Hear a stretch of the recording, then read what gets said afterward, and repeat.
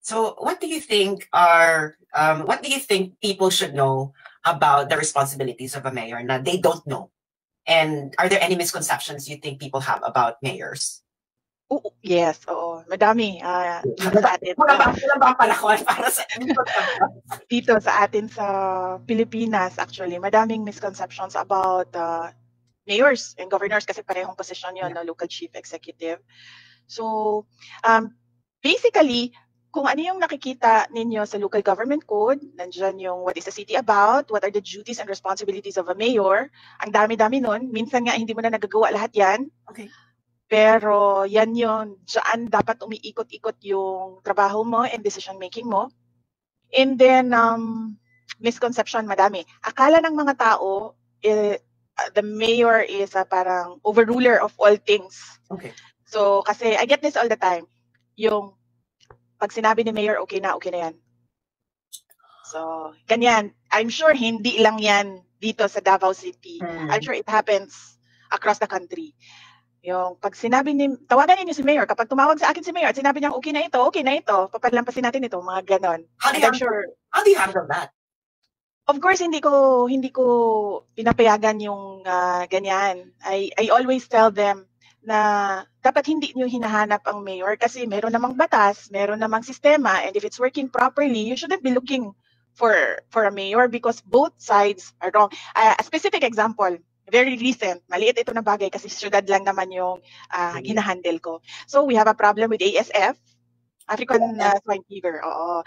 So meron kaming checkpoints all over the city because we are really trying to control it. Affected na ang Davao City, affected na rin yung mga kapitbahay namin.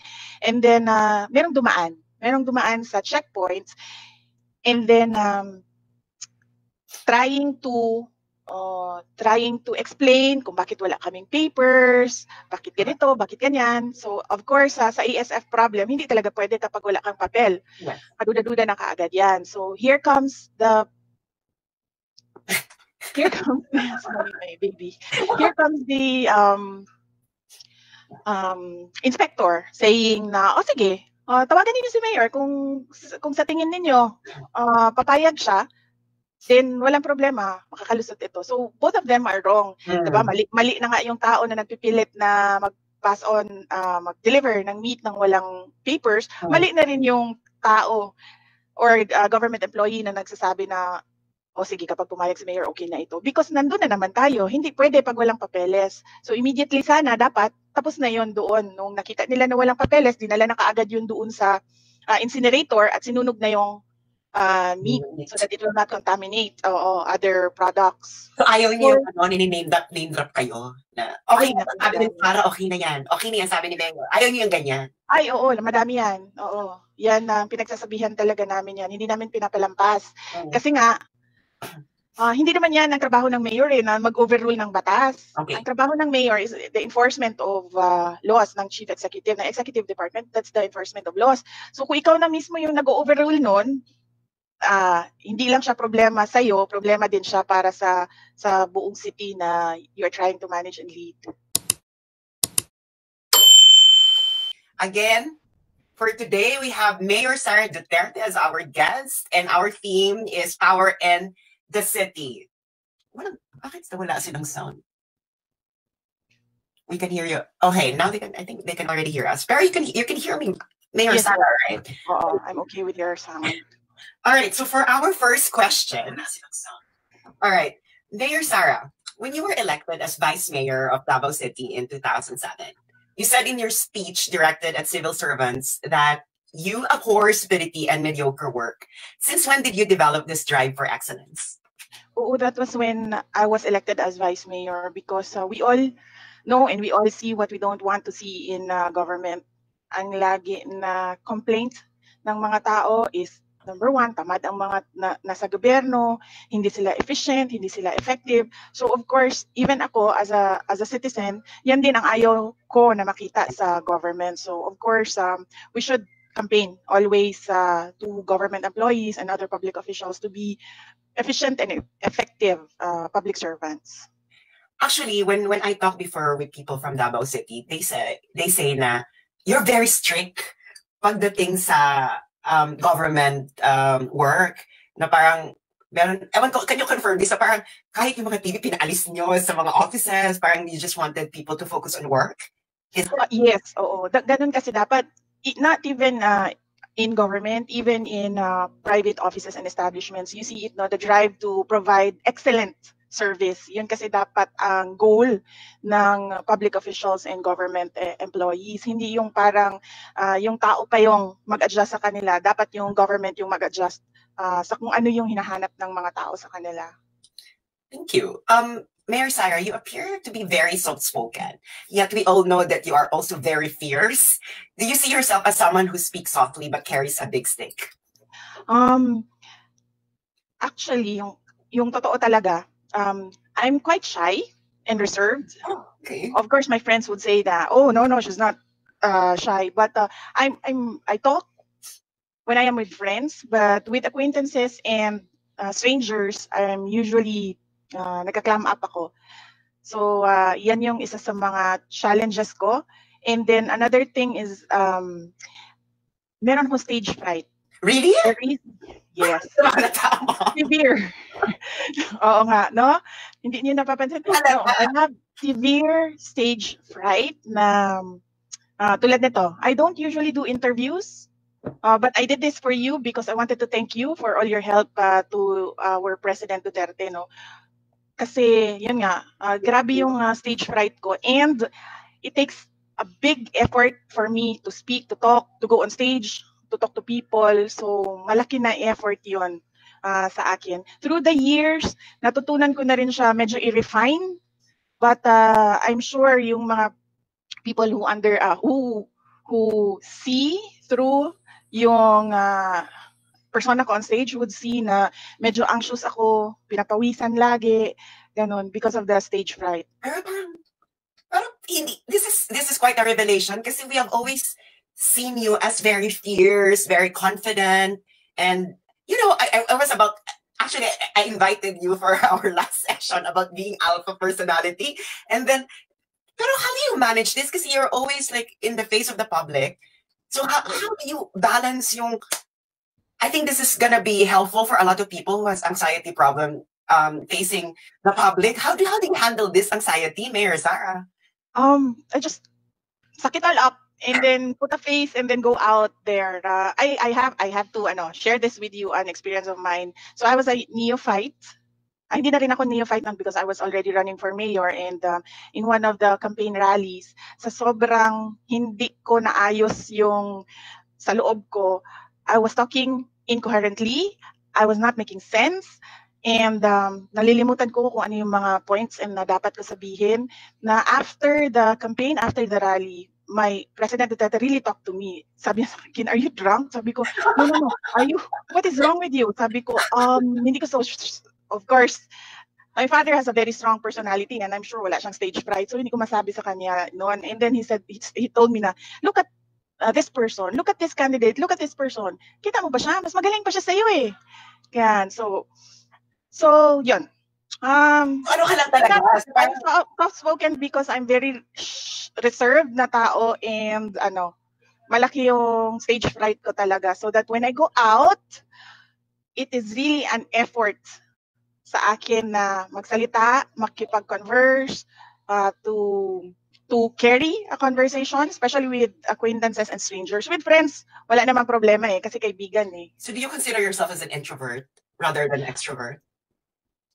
In a sense na I do not easily make friends, siguro, yes, oo. My circle of friends are very small dahil yun nga, medyo hirap ako makipagkaibigan, mag-reach out. It's really a challenge, especially na because of my work as a politician. Yeah. So it's a everyday challenge for me. Na ganun yung personality ko, and yet the demands of my work is quite the opposite. Pero yun na nga, as a mayor, right? Kasi iba yung as Sara Duterte, na you do have stage fright and then you balance this like this. Pero as a mayor, you're expected to like interact with people a lot. I think more than any politicians, right? Na kasi you are in the city, yan yung parang the highest government official na accessible sa mga citizens. So how do you manage that? That you interact with people every day? And parang naisip ko na parang napakahirap for you. Mahirap talaga. And yes, kung makikita niyo yung the way I am in 2007 and the way I am ngayon, 2020, malaki na rin yung nagawa ko to improve that part of me na mag-adjust ako. Kailangan ko mag-adjust para sa trabaho ko. Okay. I want to know about your decision-making process. Kasi, you know, it's the decision-making is at the heart of the work of every politician, right? Especially those who are in an administrative position like a mayor. So can you walk us through your decision-making process? What factors or aspects do you consider before you make a decision? Okay, number one, I usually go back to the law, check what the law is all about. As a lawyer, right? As a lawyer. Yeah, what the law is on a specific issue or challenge or problem. And then I check studies, best practices, benchmarking, and previous studies on that matter. And then I ask around, especially those who are experts on the topic. I ask them what they think, anong opinion nila, ano sa tingin nila, and based on their expertise, anong dapat gawin, and then I make a decision. So does it take a while before you make a decision? Or depends on what kind of decision? It really depends on what the issue is. Yes. Okay. So do you have like a general idea na if an issue is like this, then I don't need to take so much time about this issue, but if an issue is something like something else, then you need to take a while before you make a decision. So usually when it is about local governance and the law, mabilis na ako. I only just parang seek out the opinion of the city legal officer. Siya na lang ang tinatanong ko. But when it is something outside of local governance or the law, I usually consult many other department heads or heads of offices, or even consultants. Do you consider yourself as a decisive person? Yes. Okay. So ano yan? Pag you made a decision, parang yan na yan. Well, yes. Well, ang decisions ko naman are, hindi ko naman pinipilit kung ano yung gusto ko. Yung decisions ko usually are based on, yun na nga sinabi ko, mga consultations, looking at other studies, what is the law about it. So, pag yun na ang napag-usapan na gagawin, of course, by sheer grit and determination, pinipilit ko talaga na yan yung susundin. Do you consider the opinion of devil's advocates? Or gusto mo lang yung mga pare-pareho yung opinion? When you consult people? Of course, when you consult a lot of people in decision-making, meron talaga iba't ibang opinion. So, nakasali na yon. And usually, I do that so that merong iba't ibang look or iba't ibang perspective na nakukuha with regard to that issue or that thing that needs decision making. So do you have like a designated devil's advocate? Yung mga tipo, ano mo nga ito? Ano yung mga decision na ito? Kontrahin mo nga, tingnan mo. Or well, meron kaming mga ganyan na mga heads of offices, yes. Oo, na kapag medyo alanganin, the city administrator would say na you run this by this person kasi baka isang side lang yung nakikita natin and he might see another side to this. So you entertain like opposition to your ideas or maybe initial decisions? Yes, opo. Oo. Okay, so do you actually incorporate their suggestions? Yes. Pero what's your kasi di ba every politician follow certain political ideologies, and that actually informs their decision making, right? Some are, some are more conservative, some are more liberal, some are, more social democrat. Do you have a specific ideology, political ideology that you follow, or do you consider each ideology and try to find some balance? Wala with me. Wala akong ganyan. I only go back to the local government code. Okay. Because yan naman kasi talaga yung trabaho ko, chief executive of a local government unit. So we always start with the local government code and move on to other decision making process. Yeah. Pero meron ka bang mga value commitments at least when you make a decision na parang okay, these certain values should always be factored in any decision that I make? Yes, oo. And it's still based on the general welfare clause. It's still based on the law, and it's the general welfare clause, and basically the Bill of Rights na ka-enshrine sa ating constitution. So usually it's still based on kung ano yung batas. So ano ka, more focus ka sa general welfare ng Yes, mga opo. So how do you determine general welfare? The welfare of the majority. Kasi lagi naman kasi talaga yan na ang isang decision is not for everyone. So meron talagang maaapektuhan, or meron talagang hindi in favor of the decision. So we always go back to the general welfare clause, and that is the welfare of the majority. Pero tayo sinabi nyo na nga, di ba, na you always have to consider the majority. Syempre may minority. So paano yan na when you make a decision that you know that some people wouldn't like it, or wouldn't be able, or would not benefit from the decision, how do you handle that, that situation? How do you feel? Those are the things na hard decisions na kasali na sa trabaho ng isang local chief executive, particularly ng mayor. So I do not know with others how they deal with it. Pero sa akin, sinasali ko na lang talaga yan na sa trabaho ko, there are really hard decisions to make, and not everybody will be happy with your decisions as a local chief executive. Especially that madaming magagaling na mga individuals out there. Now, talking about hard decisions, every politician or every leader has what we call turning point or pivotal moment in their political careers. What do you think is your defining moment as a mayor? Yes, ang defining moment ko is not a positive experience for me, no? Because every day I still cringe when I remember that event, and then hanggang ngayon nandiyan pa rin yung embarrassment, and nafe-feel ko yung hiya doon sa humiliation that na nangyari sa akin, sa sheriff, sa judge, and sa Davao City at that time. So yung the incident with the sheriff noong July 1, 2011. So yun yung defining moment mo as a politician. Why do you consider it as your defining moment? Because doon ko natutunan yung never lose yourself sa mga bagay na kailangan mong gawin.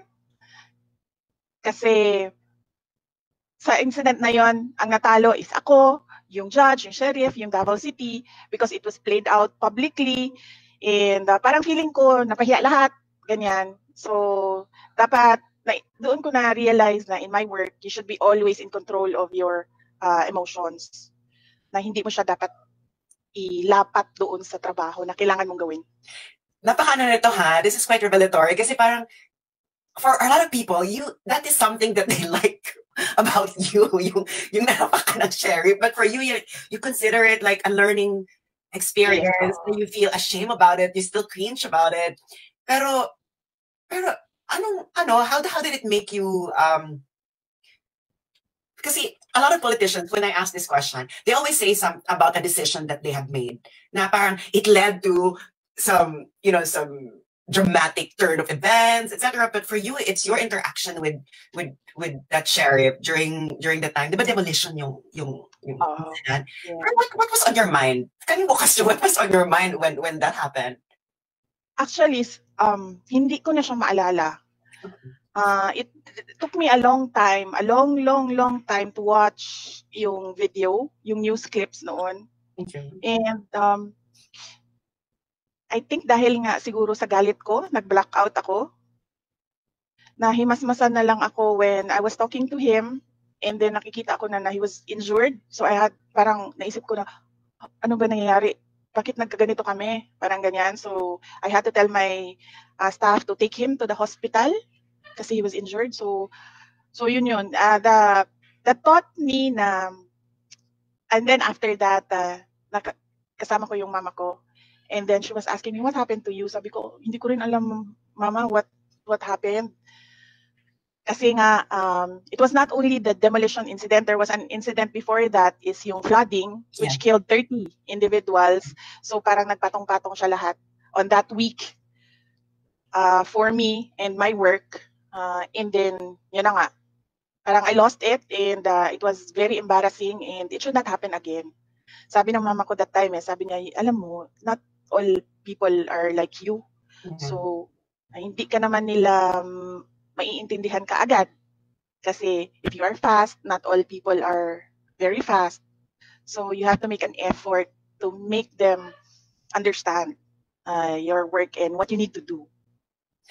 So parang nakikita ko dito, Mayor Sarah, na you are not uncomfortable with dealing with your mistakes. Is it part of your personality na or your leadership style na you don't shy away from admitting mistakes? Oh, I usually say sorry when it is appropriate to say sorry. So, wala akong problema in making mistakes because obviously, I am not a perfect leader.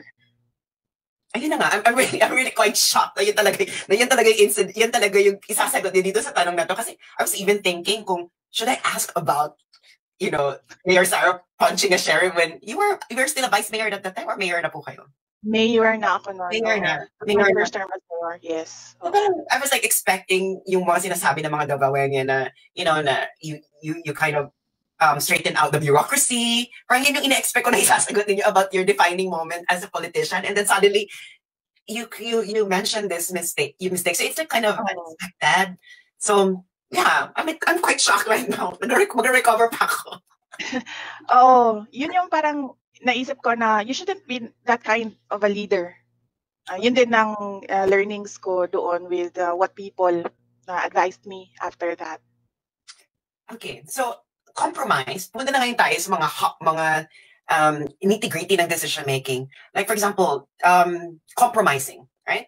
Every leader must know when she or he should compromise. What for you would be the factors that you would consider before you make a compromise and before you don't make a compromise, right? When do you become tough in your initial positions, and when do you soften up?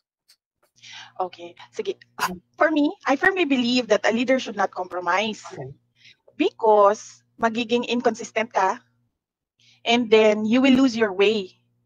Kasi all things are paulit-ulit lang naman yung mga bagay sa local governance eh. So hindi ka pwede mag-compromise on one and in the same situation, iba na naman yung decision mo. So it has to be consistent. So when you compromise, nawawala yung consistency mo, naku-confuse ang mga tao and nagiging inconsistent yung leadership mo. Pero if we are to talk na kailangan talaga mag-compromise, you can para sa akin, you can compromise when it is for the general welfare and you should never compromise when it will cause injustice.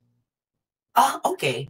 So meron ka talagang so there are just certain situations that you think that you may be able to compromise, right? Yes, oo. Kung sabihin natin na kailangan talaga mag-compromise, yes, you can compromise for the general welfare if it will mean that it will be for the good of the majority. Okay. So yun yes, oo. However, kung mag-compromise ka and then it will cause injustice, even to just one sector or one group, I do not think na dapat mag-compromise. So for you value consistency. Yes, for a leader, dapat consistent ka talaga. So that people will believe you. Otherwise, if you compromise for the same set of facts, you compromise on the other and you do not compromise on the other situation, and then pareho lang din naman sila, sasabihin nila na hindi na impartial ang decision making mo. So sasabihin na ng mga tao na bias ka na meron ka ng favoritism, mga ganon. So dapat kasi consistent talaga. Nakikita ng mga tao na like say for example, kaibigan, there's one thing na kaibigan mo yan o hindi mo kaibigan yan, the law should be applied the same to both. Ganon. Because mayor kasi kayo ngayon, so I'm thinking na since your father is the president, and I think how that his job as a president, and I think you're already exposed to what he's doing. So what do you think is the difference between, you know, your being a mayor and being a president? Kasi, you know, your father tried to compare the two before. Nasabi niya na parang president is simply like a mayor of an entire country. Or do you see any difference between the two based on your experience as a presidential daughter na na-expose sa trabaho na ng daddy niyo? Is it harder to compromise when you are a president than being a mayor? Kasi nga, di ba, mas maliit yung constituency ninyo? Or do you think it's more easier? Easier to be president? Definitely hindi. No, definitely not. Kaya ka, di ba, ayaw patakbuhin yung tatay niyo? Definitely not. Oo, hindi madali maging president. Kung sa trabaho naman, it's the same. It's an executive. So, you handle different offices. Mas malaki nga lang yung magnitude ng president because you handle offices, commissions, agencies, ang dami instrumentalities of government, and they're all under you, particularly yung nasa executive department, no? And then you have to deal with the two other branches of government, the legislative and the justice, no? So, mas malaki yung magnitude ng trabaho ng president. And it needs lakas ng loob talaga. Okay. Habang ni-resolve mo yung technical difficulties mo, Sas, nakikita ko yung painting mo sa likod. Maganda siya. Ano lang siya? This is actually a poster. Okay. And then pina-frame mo? Oo. Di ba ang ganda? Ano siya, si Frida Kahlo? Oo. Na naninigarilyo tapos may bigote, etc. Maganda siya. Mura lang yan. Mukhang mahal. Painting? Hindi siya painting. Ano lang talaga siya. Mura lang siya. Mukha lang talaga siyang mahal. Very nice. Oo. Ayan, let's go back to our conversation. Ayan, nagbalikan na uli ang ating mga manonood. Regarding lesson, the greatest lesson that you have learned about power during your years of leadership. What is it? What is this lesson? Yes, it is fleeting and temporary. So, it's not forever.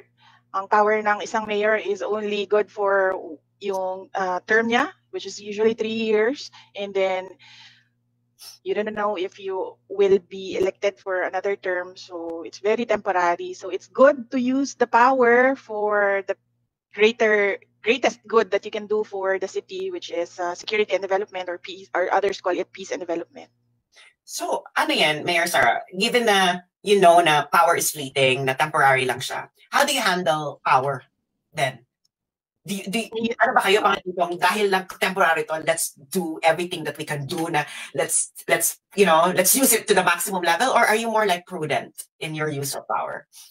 Well, sa akin, I want to maximize it in a good way. Okay. So, kasi ayoko rin naman na maalala, kasi nga temporary siya.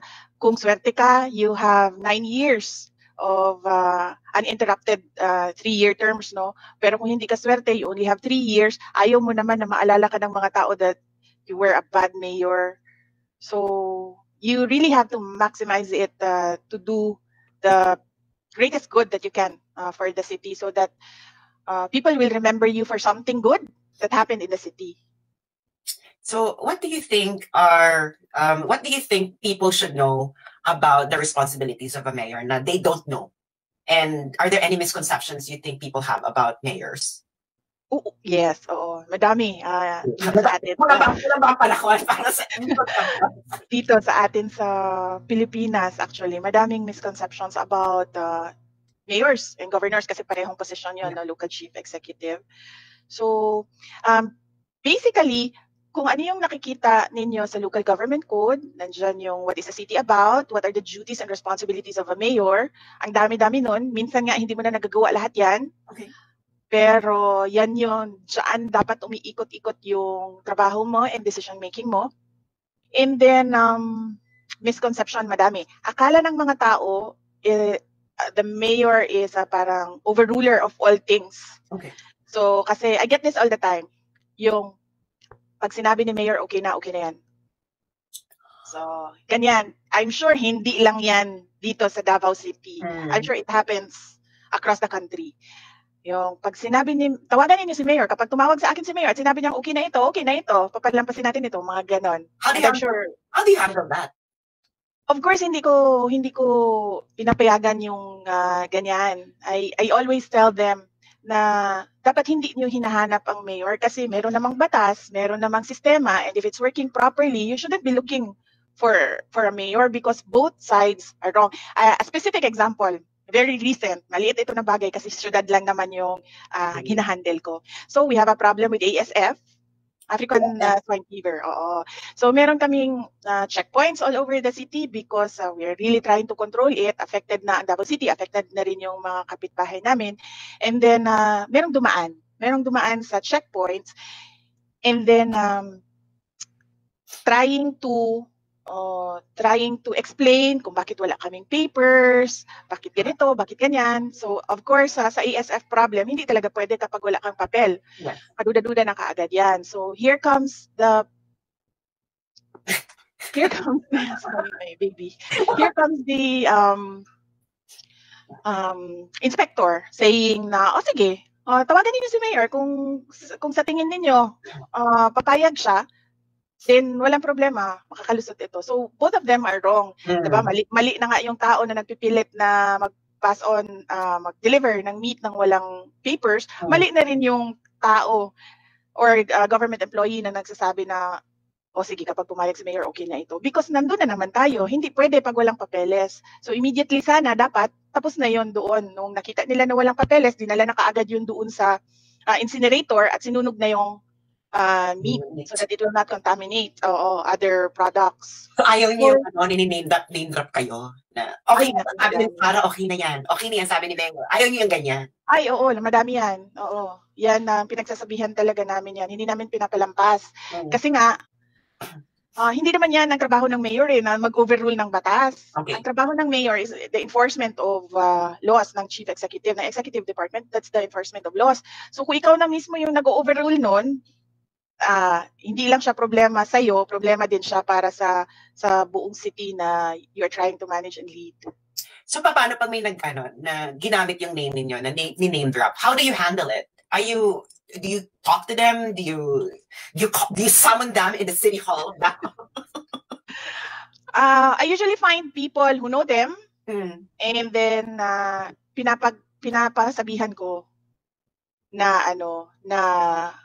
so, kung totoo man yan, you stop doing that. So, ganun usually.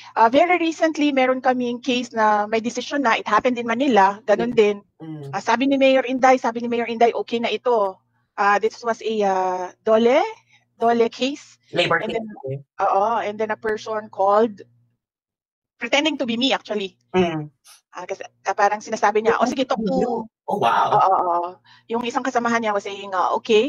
Sabi ni Mayor Inday, okay na yan. Okay, we will call Mayor Inday and then you talk to her. Okay na yan, diba? Okay na yan.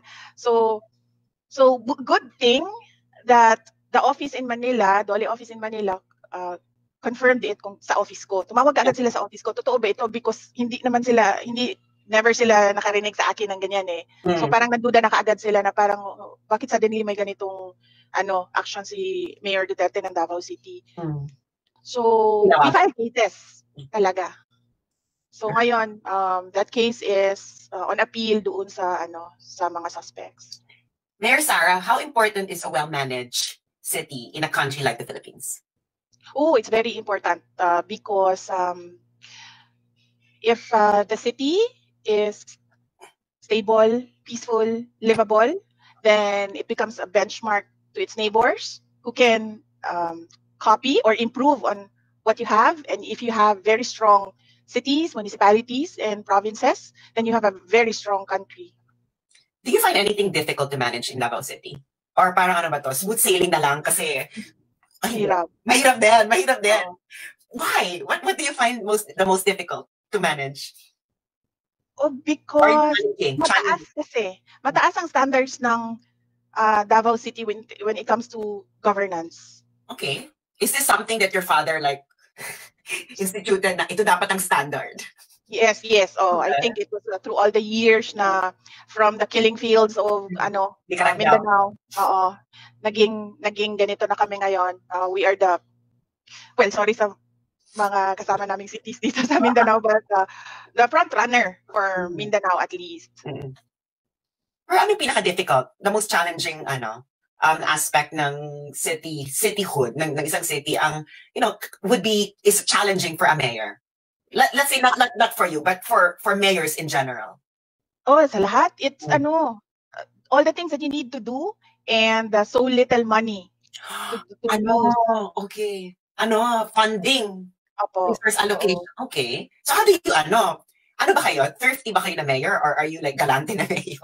Na, okay, buhos dyan nag-funding kung ano yan, let's go. Or are you more like conservative when it comes to finances? Hindi ako conservative. Okay. So we usually have a plan. Okay. And then we follow the plan. So kung ano yung kakayanin ng let's say one annual budget, and these are the priority projects, yun yung pinafundingan namin. So para hindi kami nawawala at hindi kung ano-ano na lang yung mga projects na ginagawa, we follow the development plans of the city government. Pero yun talaga, ang challenge lang talaga, saan kukuha ng pondo? Right, correct. Oh. And ako pa yung mayor na tipo na mayor na ayaw ko mag-utang. So never in my 3 terms, ako nag-utang for projects in the city. I just feel na kung ano yung nandyan, yan lang yung gastusin. Para hindi tayo naghahabol ng bayad ng interest and bayad ng utang. So kung ano yung nandyan, usually, ang nangyayari sa amin is that kung hindi kasya yung pera, ginagawa naming 3-year, 4-year development plan. So we invest a small amount every year until matapos yung project. So that is what usually happens. Ngayon, isa sa mga pinakamalaki na items dyan sa aming budget is yung pagbayad ng utang namin sa mga previous projects. But luckily, nagawa naman namin na on time kami magbayad, and we are targeting to be debt-free by 2022. By 2022. And are you on track to be in debt? Yes. And is this leadership? And I'm so happy, very happy ako na wala na kaming hinahabol na malaki na payment sa utang and sa interest. Mayor Sara, if you're going to reflect on your years of managing Davao City, is there anything you wish you could have improved better? Oo, sa akin, it's the faster project implementation. Faster project implementation? Yes, oo. Kasi sometimes it takes 2-3 years para mapalabas ang isang project. And by the time tapos na yung term mo, hindi pa tapos yung project mo. So mahirap sabihin sa mga tao na, natapos natin ito as a city. So yun. Yan isa sa mga things na hanggang ngayon trying to improve on how to make projects faster. Pero saan yung bottleneck na nakikita ninyo doon sa mabagal na implementation ng project? Is it the disbursement of funds? Is it yung sa operational levels on the ground na tatamad-tamad ng mga tao? Or ano yung bottleneck na? Madami ako nakikita na bottleneck. Unang-una is the procurement law ng Pilipinas. And then when you hurdle that, darating ka naman doon sa implementation ng project. So sa amin, sa Davao City, we have, last year, nasa 10 billion yung budget ng Davao City. About 1 billion plus of that is infrastructure projects. And mahirap mag-implement ng 1 billion na infrastructure projects in just 1 year. Kasi lahat yon dadaan sa pre-bidding, bidding, implementation, construction, lahat yan sila. And sa tingin ko, masyadong maliit yung City Engineer's Office namin to handle so many projects. So dapat talaga siya i-expand so that each congressional district meron talagang nakatutok na mga tao doon para palabasin lang yung mga palabasin at tapusin yung mga projects. Pero it seems na yung mga nabanggit nyo kasi, Mayor Sara, parang this is already outside your control. Diba yung procurement process ng national government? Parang within your field of control, what do you think could be improved? Sa governance ko, sa leadership ko. Hindi ko naisip yun. very, very Jeopardy yung pause, pregnant pause. Yes. For siguro sa akin, it will really go back pa rin doon sa yung ugali ko na medyo hirap ako makipag-usap sa mga tao. So, siguro yan yun. Na very talaga kayo, meron kayong yung stage fright na tinatawag din, yung babalik ulit sa... Tsaka mahiyain din kasi talaga ako. Oh. Hindi halata. Again, na parang, this is something that I wouldn't expect from you. Na parang, si Sarah mahiyain? Na parang, actually, your information officer, di ba information officer niyo si Jeffrey Tupas? Yes, sabi niya sa akin na, nako, ayaw niya ng limelight, ganyan. Parang, si Mayor Sarah, natatakot magpa-interview, ayaw magpa-interview, parang hindi naman parang hindi naman makatotohanan niya. Nagulat na siya, pumayag siya magpa-interview. Alam niya yan, kasi yun nga talaga, grabe yung anxiety ko, usually kapag when it comes to talking to the public or public speaking, ganyan, grabe yung anxiety ko. And you add to that na I'm very reserved na tao or shy ba yung correct term na ganyan, and very private. So, yan din yung sa isang mga reasons kung bakit nawala ako sa social media, because naisip ko na parang ganito na nga yung trabaho ko, tapos nakalatag pa dyan yung personal life ko. So, tinanggal ko lahat yung social media ko. Kaya pala naka-Instagram. Because I wanted the privacy. Naisip ko naman na hindi na dapat siguro manggaling sa akin kung ano yung nangyayari sa buhay ko. I would like to go back din sa anxiety niyo. Kasi I'm very sure now we have a lot of people who are also suffering, who are also dealing with this issue na yung anxiety issue, especially with dealing with people, stage fright. Anong advice ang mabibigay niyo sa kanila? Given na I think you might be the first politician who admits na meron kayong stage fright.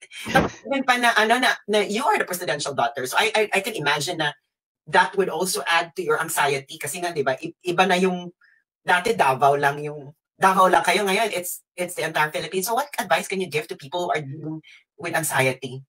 Well, number one, you have to focus on what you do. So it will be a challenge and a limitation for you to be efficient and effective if you allow that fear, that anxiety to rule you. So dapat isipin mo talaga na there is something that I have to do, and I have to do this very good. So, as I said kanina, sabi ko, you really have to suck it up. Ilagay mo sa isang box, and then itago mo yung box, and then you just open it pag wala ka na, tapos na yung kailangan mo gawin. And then one thing also I learned through the years, kapag pinapawisan na ako and yung heartbeat ko, naririnig ko na sa ears ko, hindi na ako makapag-isip ng maayos. So, ganun talaga yung anxiety nyo na you hear your heartbeat na? Panic, yes, oo, yung panic. And I learned that 10 deep breaths will calm you down. 10 deep breaths. Yes, oo. So, usually, yan din ang ginagawa ko before I go on stage. So, deep breaths, 10. And I learned na medyo bumabagal yung, pintig ng puso. So, medyo kumakalma. So, yun ang ritual ninyo para magkalma kayo sa inyong anxiety. Yes, especially when speaking in public, yes. Eto, Mayor Sarah, na tayo? Final question na, parang pang Miss Universe question. Itong question, if you could talk to a young girl right now who is unsure of herself and insecure about her future, what would you tell her? Okay, this is something that I tell my children. So, I have a 12-year-old daughter, so every night, inuulit-ulit ko ito sa kanila. 4 things only. It's be kind, be humble, be happy, and always be careful. So, yan ang advice ko for all women. So, you will never go wrong if you follow that 4 things. Ano yung ulitin natin? Be kind? Be humble. Be humble.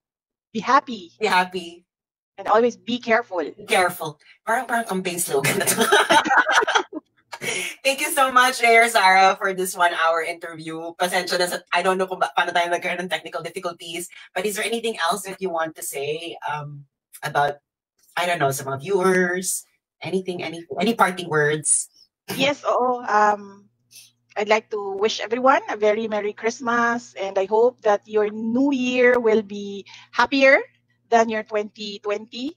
And mahirap po ang ating kalagayan ngayon dahil sa pandemic. But meron nga kasabihan na nothing lasts forever.